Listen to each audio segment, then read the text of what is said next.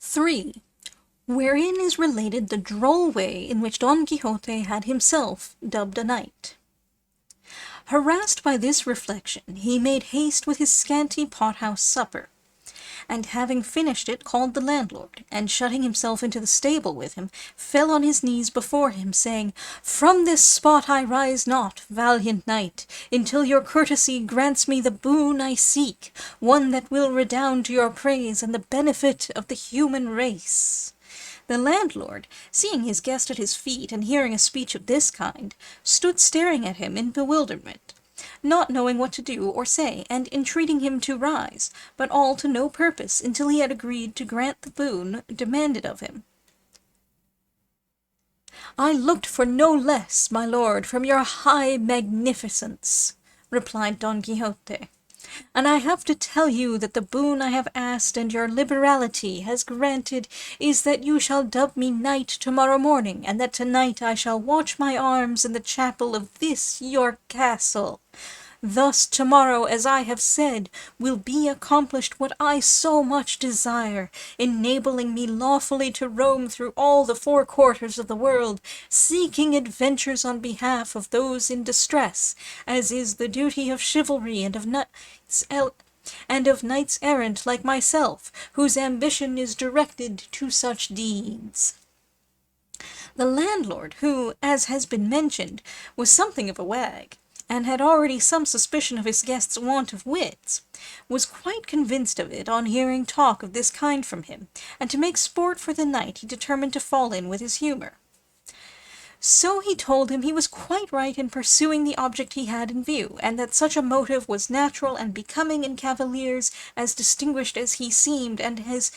his gallant bearing showed him to be, and that he himself in his younger days had followed the same honourable calling, roaming in quest of adventures in various parts of the world, among others the curing grounds of Malaga, the Isles of Riaran, the precinct of Seville, the little market of Segovia, the Olivera of Valencia, the Rondilla of Granada, the Strand of Sanlúcar, the Colt of Cordova, the taverns of Toledo, and divers other quarters, where he had proved the nimbleness of his feet and the lightness of his fingers, doing many wrongs, cheating many widows, ruining maids and swindling minors, and, in short, bringing himself under the notice of almost every tribunal and court of justice in Spain, until at last he had retired to this castle of his, where he was living upon his property and upon that of others, and where he received all knights-errant of whatever rank or condition they might be, all for the great love he bore them, and that they might share their substance with him in return for his benevolence. He told him, moreover, that in this castle of his there was no chapel in which he could watch his armour, as it had been pulled down in order to be rebuilt, but that in a case of necessity it might, he knew, be watched anywhere, and he might watch it that night in a courtyard of the castle, and in the morning, God willing, the requisite ceremonies might be performed so as to have him dubbed a knight, and so thoroughly dubbed that nobody could be more so. He asked if he had any money with him, to which Don Quixote replied that he had not a farthing, as in the histories of knights-errant he had never read of any of them carrying any. On this point the landlord told him he was mistaken, for though not recorded in the histories, because in the author's opinion there was no need to mention anything so obvious and necessary as money and clean shirts, it was not to be supposed therefore that they did not carry them, and he might regard it as certain and established that all knights-errant, about whom there were so many full and unimpeachable books, carried well-furnished purses in case of emergency, and likewise carried shirts and a little box of ointment to cure the wounds they received. Plains and deserts where they engaged in combat and came out wounded, it was not always that there was someone to cure them, unless indeed they had for a friend some sage magician to succour them at once by fetching through the air upon a cloud some damsel or dwarf with a vial of water of such virtue that by tasting 1 drop of it they were cured of their hurts and wounds in an instant, and left as sound as if they had not received any damage whatever. But in case this should not occur, the knights of old took care to see that their squires were provided with money and other requisites, such as lint and ointments for healing purposes. And when it happened that knights had no squires, which was rarely and seldom the case, they themselves carried everything in cunning saddle-bags that were hardly seen on the horse's crop, as if it were something else of more importance, because, unless for some such reason, carrying saddle-bags was not very favourably regarded among knights-errant. He therefore advised him, and as his godson soon-to-be, he might even command him, never from that time forth to travel without money and the usual requirements, and he would find the advantage of them when he least expected it.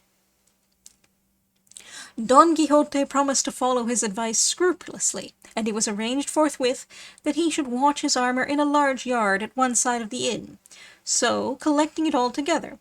Don Quixote placed it on a trough that stood by the side of a well, and bracing his buckler on his arm, he grasped his lance, and began with a stately air to march up and down in front of the trough, and as he began his march, night began to fall.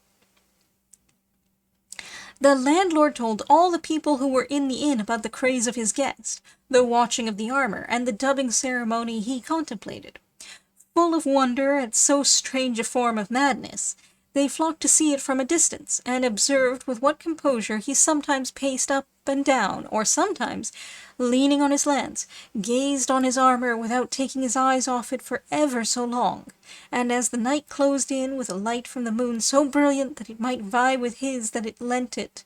everything the novice knight did was plainly seen by all.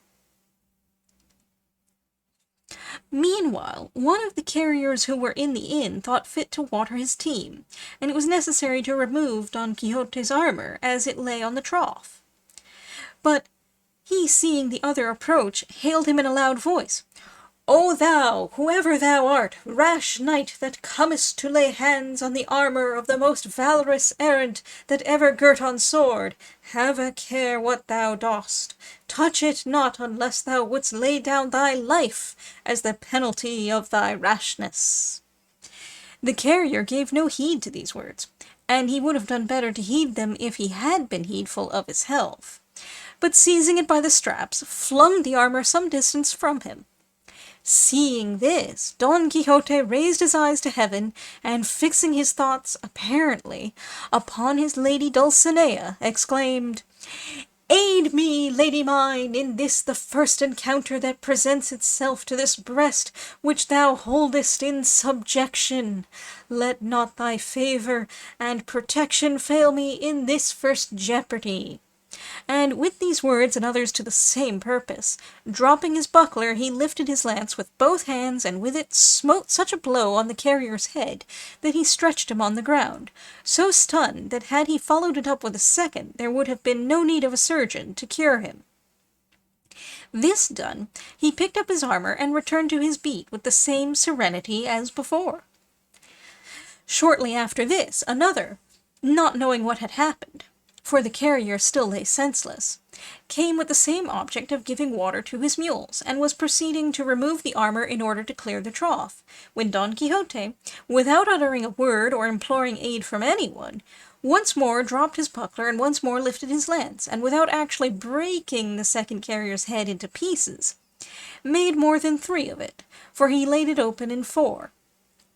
At the noise all the people of the inn ran to the spot, and among them the landlord. Seeing this, Don Quixote braced his buckler on his arm, and with his hand on his sword exclaimed, "O Lady of Beauty, strength and support of my faint heart, it is time for thee to turn the eyes of thy greatness on this thy captive knight on the brink of so mighty an adventure." By this he felt himself so inspired that he would not have flinched if all the carriers in the world had assailed him. The comrades of the wounded, perceiving the plight they were in, began from a distance to shower stones on Don Quixote, who screened himself as best he could with his buckler, not daring to quit the trough and leave his armor unprotected. The landlord shouted to them to leave him alone, for he had already told them that he was mad, and as a madman he would not be accountable even if he killed them all. Still louder shouted Don Quixote, calling them knaves and traitors, and the lord of the castle, who allowed knights-errant to be treated in this fashion, a villain and a low-born knight whom, had he received the order of knighthood, he would call to account for his treachery.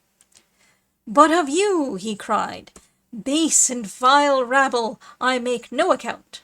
Fling, strike, come on, do all ye can against me, ye shall see what the reward of your folly and insolence will be." This he uttered with so much spirit and boldness that he filled his assailants with a terrible fear, and as much for this reason as at the persuasion of the landlord they left off stoning him, and he allowed them to carry off the wounded, and with the same calmness and composure as before, resumed the watch over his armor. But these freaks of his guest were not much to the liking of the landlord, so he determined to cut matters short and confer upon him at once the unlucky order of knighthood, before any further misadventure could occur. So, going up to him, he apologized for the rudeness which, without his knowledge, had been offered to him by these low people, who, however, had been well punished for their audacity. As he had already told him, he said, there was no chapel in the castle, nor was it needed for what remained to be done, for as he understood the ceremonial of the order, the whole point of being dubbed a knight lay in the accolade and in the slap on the shoulder, and that could be administered in the middle of a field, and that he had now done all that was needful as to watching the armor, for all requirements were satisfied by a watch of 2 hours only, while he had been more than 4 about it. Don Quixote believed it all, and told him he stood there ready to obey him, and to make an end of it with as much despatch as possible. For, if he were again attacked, and felt himself to be dubbed knight, he would not, he thought, leave a soul alive in the castle, except such as out of respect he might spare at his bidding. Thus warned and menaced, the castellan forthwith brought out a book in which he used to enter the straw and barley he served out to the carriers, and, with a lad carrying a candle end, and the 2 damsels already mentioned, he returned to where Don Quixote stood, and bade him kneel down.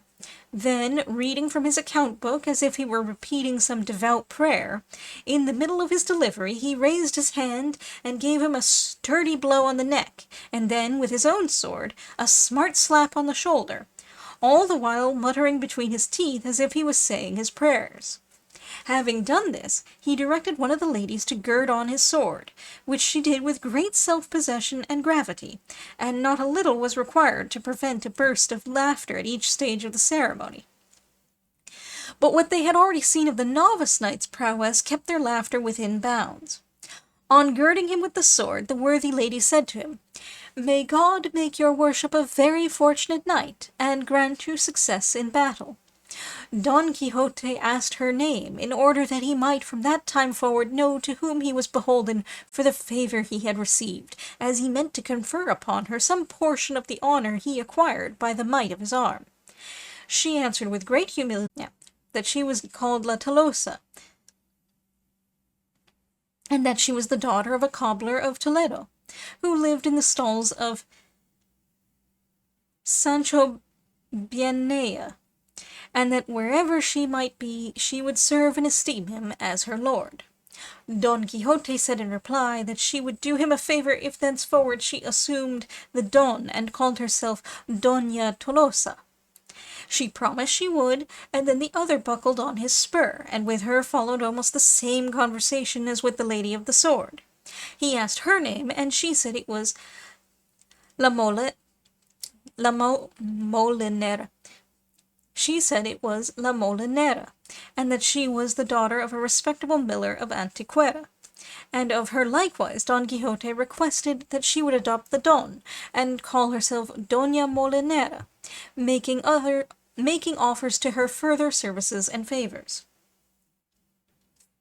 Having thus, with hot haste and speed, brought to a conclusion these never till now seen ceremonies, Don Quixote was on thorns until he saw himself on horseback, sallying forth in quest of adventures, and saddling Rocinante at once he mounted, and embracing his host, as he returned thanks for his kindness in knighting him, he addressed him in language so extraordinary that it is impossible to convey an idea of it or report it. The landlord, to get him out of the inn, replied with no less rhetoric, though with shorter words, and without calling upon him to pay the reckoning, let him go with a Godspeed. Pothouse, Venteril, i.e. such as only a venta could produce.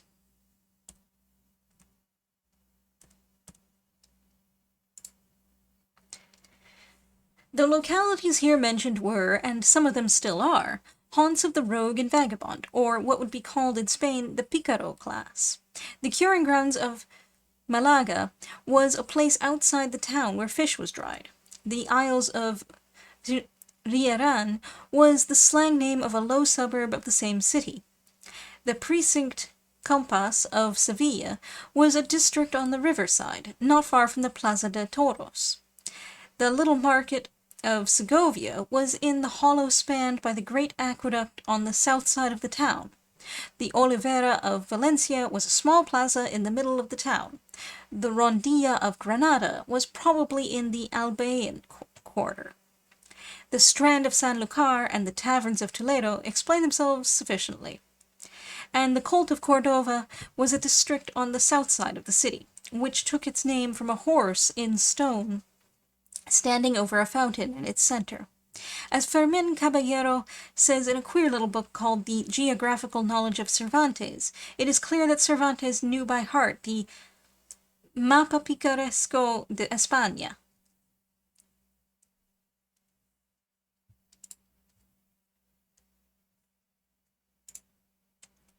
In the original, blanca, a coin worth about 1/7 of a farthing.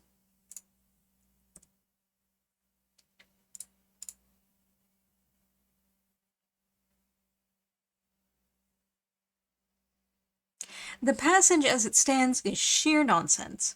Clemensin tries to make sense of it by substituting less for more, but even with that emendation it remains incoherent.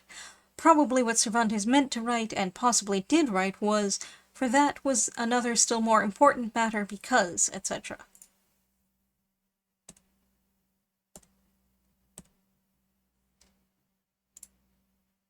That is, inflicting two cuts that formed a cross.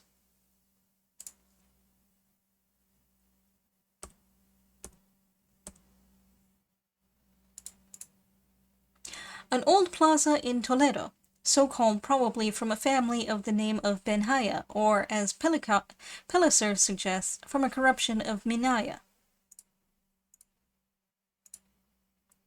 i.e. the milleress.